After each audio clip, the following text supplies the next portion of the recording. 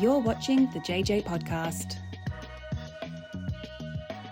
Pauline Hanson is an Australian politician and the founder of One Nation. She entered politics in 1996 and established the right-wing Populist Party in 1997.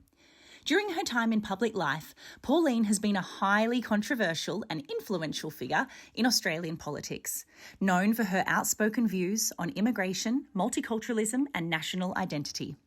Pauline has served as a Queensland Senator since 2016, where she continues to serve now. She is recognised for her plain speaking style and strong grassroots support, which is only growing here in 2025. Let's dive in. Well, Senator Pauline Hanson, thank you so much for joining us and hosting us in your lovely office here in Brisbane. Great, thank you. Yeah, thanks for having me on your program. Well, Senator, I thought we'd just touch on some tragic news that happened just recently with the death of Charlie Kirk, who was a political activist in the US. And for me, the reason why this just really hit hard is he was out there just having debates and challenging what the left are thinking. And sadly, he then lost his life because of it. And I just wanted to get your thoughts on, first of all, how it made you feel, because you've also been quite outspoken throughout your career, but your first thoughts when you saw the news. I'm actually shocked by it, but not surprised, because I see the world has changed so much, even from the time that I've been in politics for the last 30 years. Back then, 30 years ago, the hatred was there, and especially meetings that I attended, and violence. Mm-hmm. And this is what we see from the left. They don't like what you're saying, they want to shut you down. The assassination attempt on Trump, Charlie just didn't lose his life, it was taken from him. He was murdered. And here's a young man, 31, with 2 children. Mm. That's the type of world that we're living in these days, that the hatred that these people have. And it's a real shame, because he was a man that stood up for his values, conservative. And if you are conservative in today's world, they want to shut you down. And I see it happening more and more. And I feel for the future generations, because there should be freedom of speech. We should be able to have an opinion, have a say, debate about it. And I've had to deal with it for nearly 3 decades now, where they've tried to shut me down my opinion, call me racist, she's a witch, she should be burnt at the stake. I can go on and on. But I feel for Charlie and his family and his children. Absolutely. But you've been very, I don't know if courageous is the right word to use in this sense, but I remember early days. So I was young when you first started in Parliament, and I just remember definitely the slogans around you was that you were called a racist, and yet you still stuck so strong to what you believed in and your values, and ensuring that you could be out there making a change and doing what's right. How do you feel now when you look back on those early days and having to stay very strong in light of constant negativity that was put towards you? It was constant, and I had no one. It was only after a couple of years afterwards. I was elected in 1996 March. I formed the party in 1997, a year later after that. I had different organisations, interest groups and everyone, militant, come out of the woodwork to protest against me. I even had Tim Fischer, the former Deputy Prime Minister of the country, come out and said that I should be burnt at the stake. There was a lot of negativity. Some of these articles that they put out, the media were constantly having a go at me. But I think what sustained me was belief in myself and belief in what I'm saying. And being a member of Parliament to me is a privilege and an honour. And you must be true to yourself. If you're going to represent the people, should know who you are, what you stand for. And a lot of the politicians these days don't have the guts to stand up for what they believe in. And that's what is in their best interest, to make sure they get re-elected again. Not in the best interest of the people they're supposed to represent. Yeah.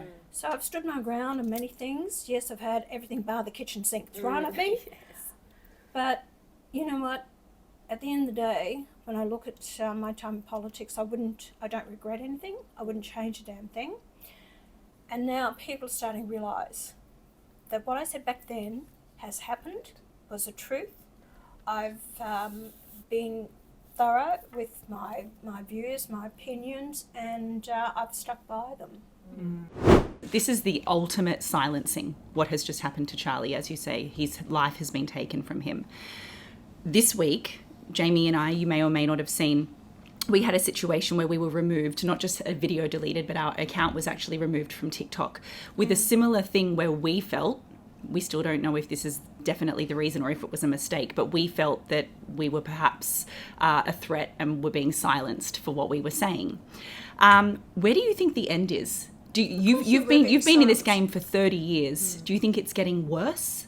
Of course it is. Of course you've been silenced. We were silenced. All we were talking about, Pauline, was identity politics and how when you get labelled something that sticks and how that can impact election outcomes. The racist thing now. Welcome to my world. Exactly. Yes. And so the next thing, open your mouth, you're going to be shut down. Yeah. They have to. And people out there are so stupid. The people out there don't realise that the more they shut us down, the more you're going to be shut down. And one day when you want to have an opinion, you want to speak about something, you won't be able to. So it's only people like us that continue to fight on to have that voice, that we're giving that freedom of speech to many Australians and people around the world. So congratulations to you two ladies. I'm glad to see someone else taking on the fight. With me. No, good on you. Are you scared? Do you have fear? No? No. Because if you're in fear, they've got to you.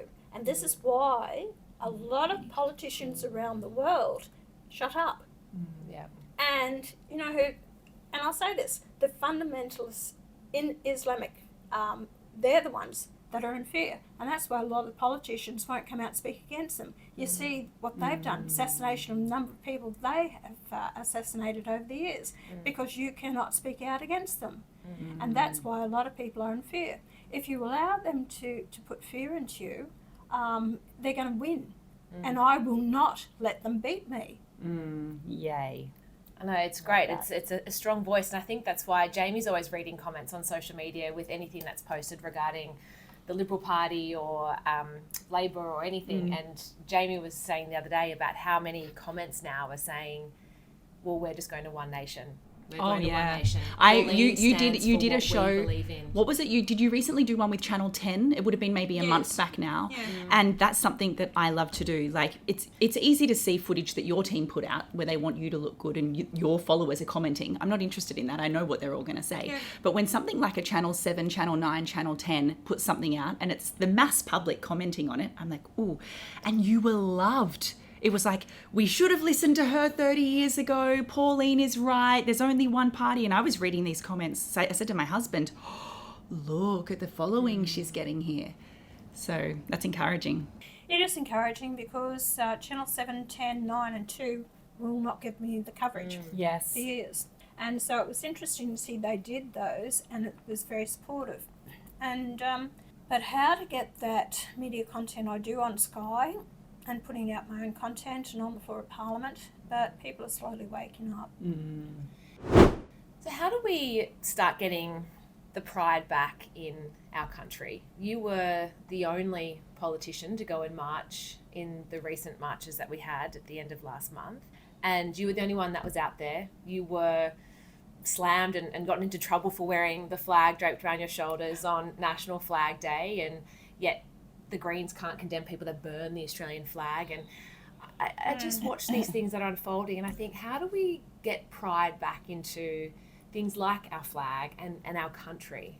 I wasn't the only politician there, actually. I was joined by my two colleagues, Malcolm Roberts and the new Senator for Western Australia, Tyrone Whitten, who is a One Nation Senator. Then don't forget Bob Catter, give him credit, from the member for Kennedy. He was the other one, but my belief is we're the only four that were out there joining the Australian people. I can name a few that were at the Palestinian rally on the Harbour Bridge, though. Oh, I bet you can. Yeah. Yeah. And Australians, it's simmering away, but people looking for hope, people looking for the leadership, for politicians and other leaders of this nation to stand up with them. And they will gravitate to those people who do, and who will stand up and represent the Australian flag. A lot of people are in with pride. Even these days, if they go to put up a flag in their own electorate, the council will come along and say, take it down, you're offending those others. And I say, put it up. Yeah. Go for it. Wave it. Be proud of who you are. And it's so disappointing that, with this flag represents who we are as a nation, as a people, our culture. And yet it's been desecrated and taken down. And these other politicians, you were sworn into Parliament to give an allegiance to the people, also our flag, because that represents our country. And yet they don't care about it. I put up a private member's bill not to desecrate the flag. And this was a while ago, not just last week, but no, they don't care. I mean, I could imagine if the same thing was put forward about the Aboriginal flag, it would be a totally different story. That if we said to the Greens, are you allowed to burn the Aboriginal flag? I could imagine there would be quite a lot of... Yeah. And see, this goes back to my original argument where I have been from day dot against multiculturalism. And I'll explain why. Multiculturalism is allowing, accepting that we have all these enclaves of different cultures. Those people who will not assimilate and adhere to their own culture, their own laws, their own beliefs, will never become Australians because they won't assimilate. So the governments over the time have appeased them and looking after them. And the court system will look at their cultural background in sentencing. And we see that with the Aboriginals. And just recently, an Aboriginal man was given a 13-year-old girl. Oh, I saw that. Yeah, and see what I mean? Because it was based on their culture. Sorry, it's not good enough. Yeah. That's why I said we are multiracial, but at the end of the day, we must be Australians. And fair enough, because I said that 30 years ago. Isn't it funny now? Leaders around the world have said multiculturalism has not worked. Even John Howard has come out and said it doesn't work. You have to understand it's got nothing to do with the different foods that you eat. That's just rubbish. We can have that. But unless we are united and we see ourselves as Australians treated equally and the same under the one law, you're going to have division in this country, and we see it happening. And I guess it also goes back to what kids are being taught in schools as well. We've just seen recently in Victoria where they're bringing in their treaty and they have to teach children as young as 4 about the Indigenous history and that it's a bad thing what we've done. It's a complete waste of time. Why waste the kids' time in that? Well, especially at 4. You stood up and spoke about your 7-year-old grandson, and I said before we started recording today that we've got children the same age, boys as well. Yeah. And you said he came home and asked his mum, "Where's your penis?" And he said, "And where's my vagina? And when can I choose?" I was looking at this, and it's crazy stuff. It is absolutely crazy stuff. Yes, it is, and that needs to stop. But a teacher from Western Australia wrote to me and said the whole curriculum has changed. We're not teaching Australian history about civil rights, about, what's happened in the past. We're actually all leaning towards this Aboriginal, teaching about Aboriginal culture and language. For what? What? And I'll say it on your program. What the hell have they done in this country? For supposedly 60,000 years. They'd never invented the wheel. There was nothing there. What are we actually holding up? A few, rock paintings? Sorry. They're the most primitive race on earth. And we're supposed to be holding up and saying what they've achieved. They've achieved nothing. I'm not taking them back from the race. They are a race of people. They are Australian, by all means. But to change and do treaties that is actually going to destroy who we are as a nation, everything's got to go through these people. And to say that, when they had the vote in Victoria, only 7% or 10% turn out. Warren Mundine said this same thing to us. They actually did it a second time and there's still only 7%. Correct. Yeah. They're not even interested. I've been to these Aboriginal communities. They don't want this. They want unity. They don't want the divisiveness. It's the activists pushing this agenda and it's creating division. And I'll be upfront and honest with it. I don't want it. I don't want the changes in our name. I don't want the welcome to country. I don't want kids being taught Aboriginal language. For what? Yeah, exactly. It's virtue signalling. Is it going to get them jobs? Is it going to get them jobs around the world? No. And we're destroying our whole educational system where kids cannot read or write now and they're failing. We are going backwards at 100 knots. Absolutely. We see it with our own children. We met with Ted O'Brien recently, and I said to him, he was shocked actually, because I was telling him a story about it during the recent campaign. You know the program BTN, Behind the News, that ABC put out, and they watch it in school. Yeah. And my child came home during the campaign and said, "Oh, we learnt about elections today and that they're every 3 years. And Mummy, our class booed that bad man." And I said, "What bad man?" And he said, "The bald man with the glasses." And I showed him on my phone an image of Peter Dutton, and I said, "This guy?" And he said, "Yeah." The teacher went, and the class went, like this, the whole, like 20 of them. And then I said, "Bowie, that's a good man." And he cried and said, "Oh, I didn't know, Mummy. I thought he was the bad man." He was really distraught. See, that's the teachers, and they've allowed these ones into the classrooms, and that's why they've been negative against me as well in the classrooms for years, been teaching the kids this. And it's wrong.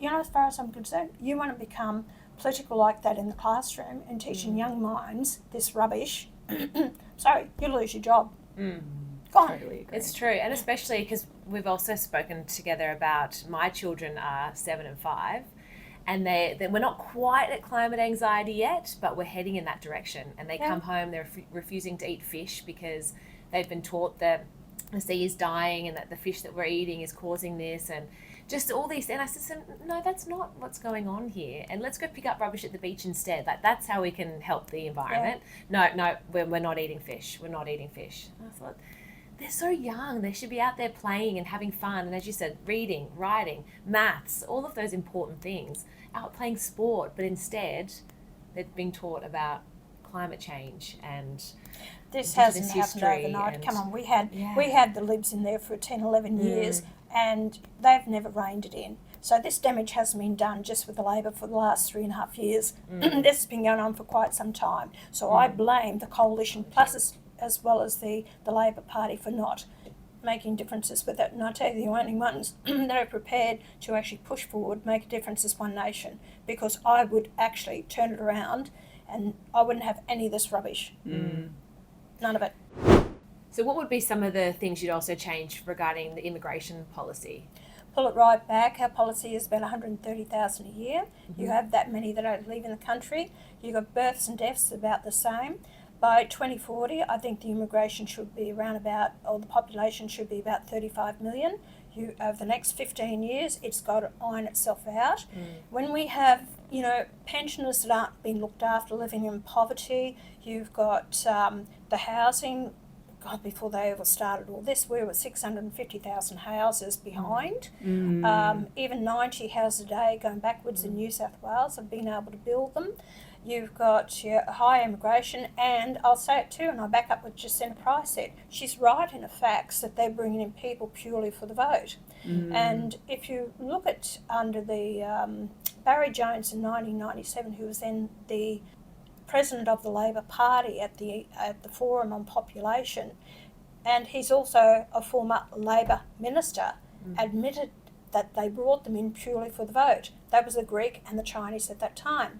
So the high immigration levels that we had, of course, last year they brought in about 111,000 Indians into the country, and saying you're upsetting the Indians. Well, you're not really upsetting. If facts say that they're coming in and voting Labor, that's the fact of the matter. I don't intend to upset Indians at all. I've had them as candidates in my party. But you've got to look at behind the scenes, factual, what is happening. And when a former Labor minister admits that's what they've done. Well, he gave the statistics, 80, 90%. He gave actual statistics. So Jacinta was only repeating something that was factually correct. And she wasn't backed by her leader. No, I said the same thing to Jamie last night. Susan Lee came out and said in a press conference that what Jacinta said was wrong.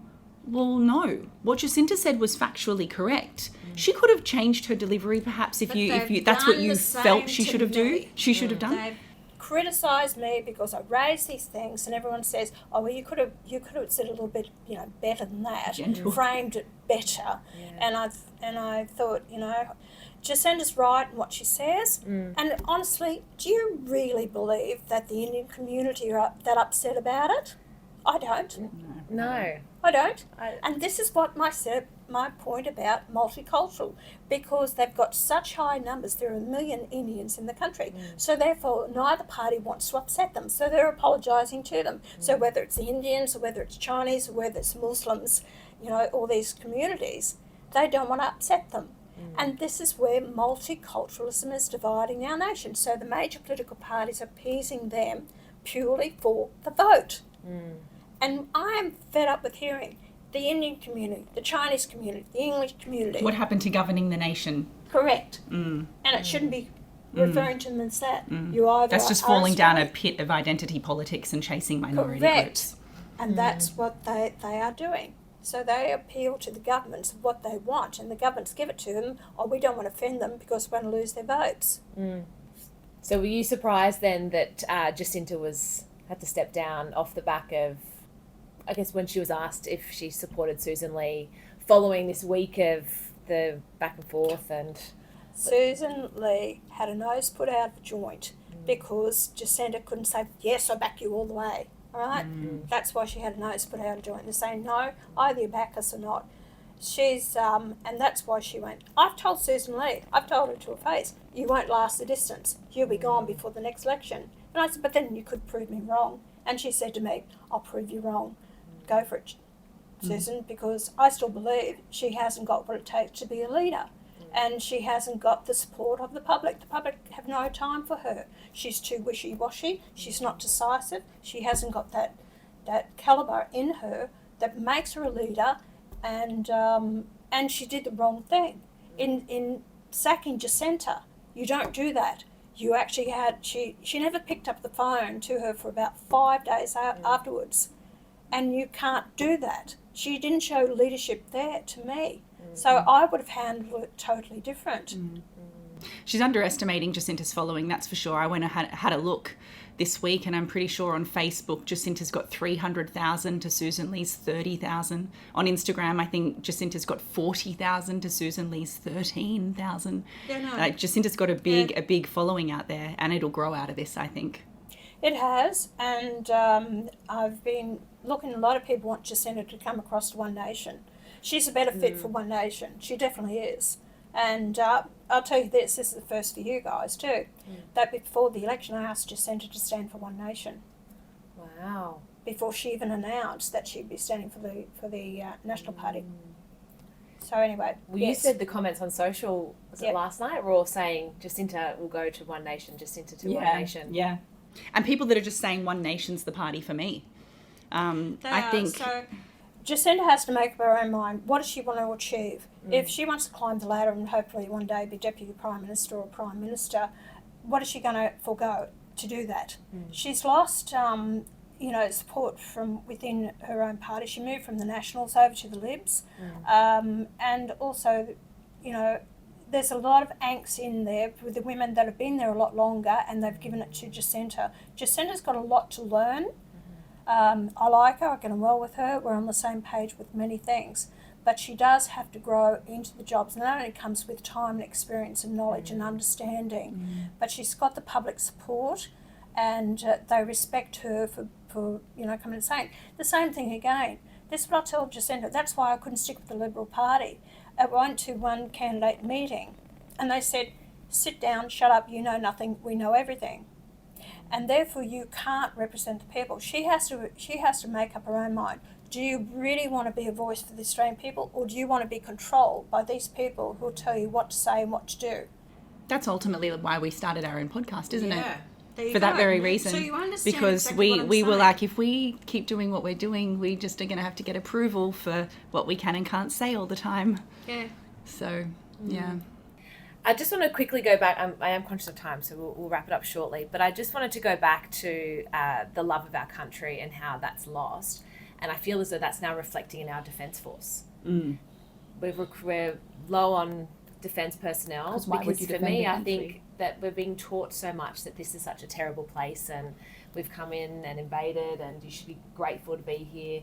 And I just think, is that why we're now having people not wanting to go out and fight and defend for our nation? Look, it is, and they're opening up for other people from other countries to actually come on board and join the defence. Papua New Guinea was the latest, one person told me, they said, and they were part of the Defence Force, and they went there to actually talk to them. And they had to train with a rifle. And the fellow says, "Oh no, I'm not touching that. I'm not firing a rifle." I said, "What the hell are you here for then?" Yeah.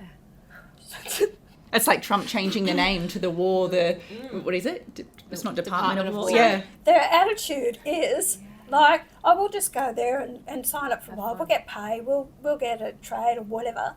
But they don't realise why they're there, the real reason why they're there. If you go to war, sorry mate, you're on the front line. Yeah. And then you have these the people, because of their gender or gender identity, that's a real problem. The defence personnel, they're a hell of a mess. It really is. It's rotten at the top, as far as I'm concerned. And I'm hearing it from soldiers. This is why a lot of them won't stay any longer than their time, initial time. And we're not looking after the vets after they're out. And a lot of these people need that help and assistance, which we've been doing a lot for them, but they're not getting that backup that they need in long term. So it's a real shame that where we're going with the defence and with their pride in the nation, you know, and people out there, you can see it, "Oh, we don't want to fight in wars, you know, why do we want wars?" Well, I tell you, mate, when it comes to the time that you've got people invading the country and wants to take over Australia like the Second World War, then wake up to yourselves. We can, you know, all want to live in this utopian world. Ask the former people that fought in World War I and World War II and the other wars that we've had, did they really want to go and lose their lives to give you the freedom and democracy that you have? And you're turning around and spitting in their face if you don't respect the flag and what we are as a nation. Well said. Well said. So true. And then now, of course, as you said, we'll wrap up, but the fact that if you do want to go on a march and hold the flag now, you're called a right-wing nutjob neo-Nazi. So you know what? Call me a right-wing nutjob neo-Nazi. Well, look, what I'd say to people, they said the Nazis were there. Were they?